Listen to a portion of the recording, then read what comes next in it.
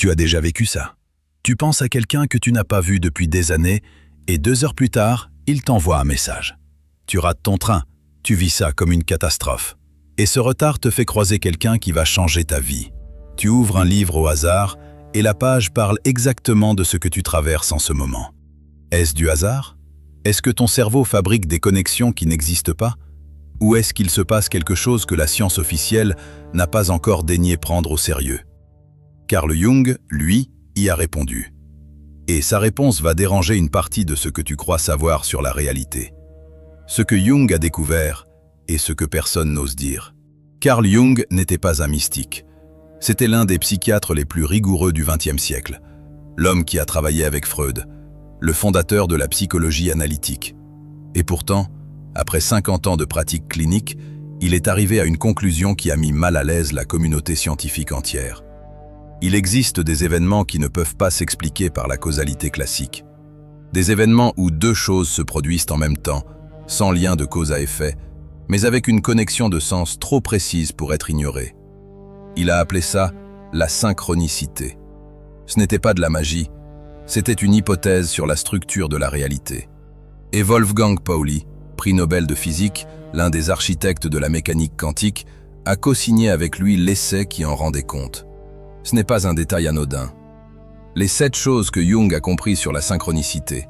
Première chose, la synchronicité n'est pas un hasard amélioré.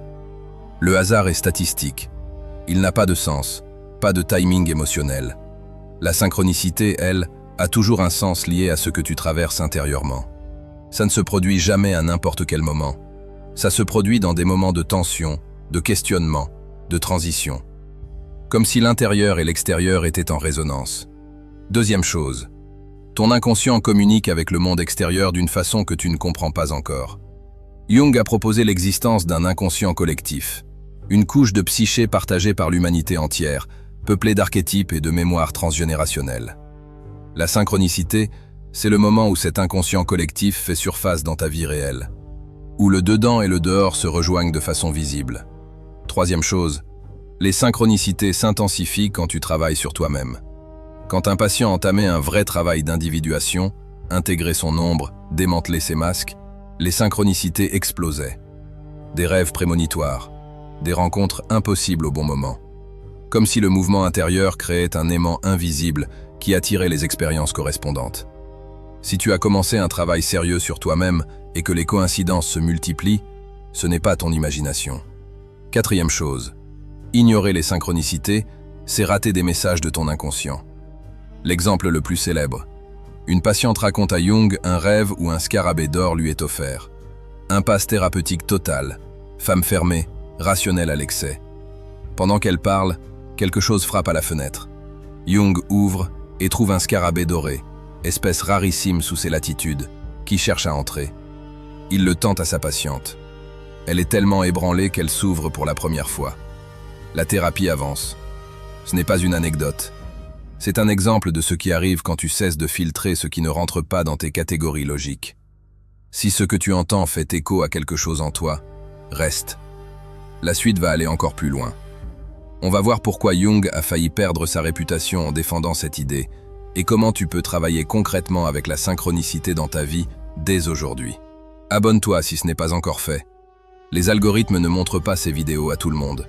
Si tu es là, c'est peut-être une synchronicité en elle-même. Cinquième chose, le temps dans les synchronicités ne fonctionne pas comme tu le crois.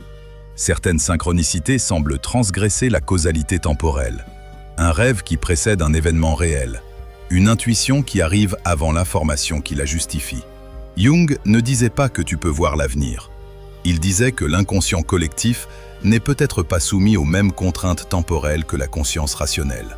La physique quantique, avec ses phénomènes d'intrication et de non-localité démontrés expérimentalement depuis les années 1980, a rendu cette idée théoriquement recevable. Sixième chose, les synchronicités ne te guident pas, elles te révèlent. La synchronicité n'est pas un GPS. Ce n'est pas l'univers qui te dit quoi faire. C'est un miroir de ton état intérieur projeté dans le monde extérieur. La vraie question n'est pas « est-ce que je dois prendre cette direction ?» La vraie question est « qu'est-ce que cet événement me dit sur ce qui est vivant en moi en ce moment ?»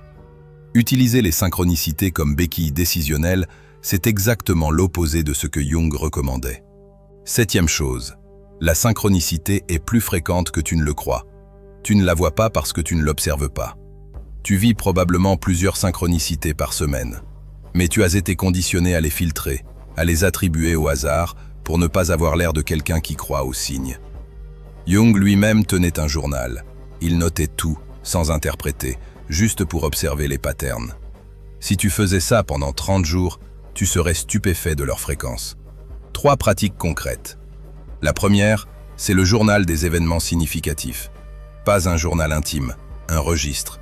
Tu notes les coïncidences, les intuitions vérifiées, les rencontres qui semblaient impossibles, avec ce que tu traversais intérieurement au même moment, sans interpréter. Au bout de quelques semaines, des patterns apparaissent. La deuxième, c'est l'amplification. Quand une synchronicité se produit, au lieu de la rationaliser, tu t'assieds avec elle.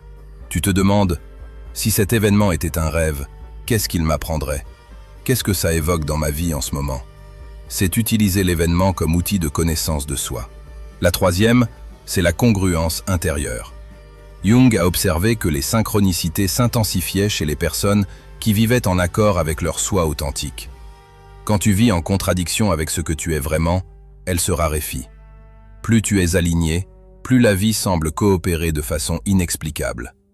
Ce n'est pas une promesse, c'est une observation sur des décennies de pratiques cliniques. Ce que ça change si tu prends ça au sérieux. Il y a 2 façons de vivre avec cette idée. La première, la rejeter. Dire que les coïncidences sont des coïncidences, que les gens qui y voient du sens ont juste besoin de sens. Position défendable. Elle te permet de continuer exactement comme avant. La deuxième, explorer. Non pas tout croire, mais observer. Rester ouvert à la possibilité que ta psyché et le monde extérieur soient connectés d'une façon que tu ne comprends pas encore. Cette position ne coûte rien. Elle t'ouvre juste une porte.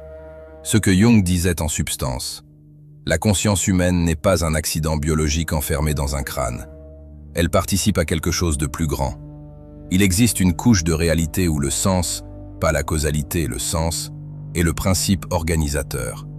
Si c'est vrai, alors chaque coïncidence qui t'a traversé la vie n'était pas du bruit, c'était de l'information. Ton inconscient, ou quelque chose de plus grand, qui essayait d'attirer ton attention. La question n'est pas de savoir si Jung avait raison ou tort. La question est, est-ce que tu es prêt à regarder ta propre vie avec suffisamment d'attention pour voir ce que tu t'es habitué à ignorer? Commence à observer. Commence à noter. Pose-toi la question chaque fois que quelque chose d'inexplicablement précis se produit. Qu'est-ce que ça me dit sur moi, maintenant? C'est tout ce que Jung demandait. Pas de la foi, pas de la croyance, de l'attention. Et l'attention, ça change tout.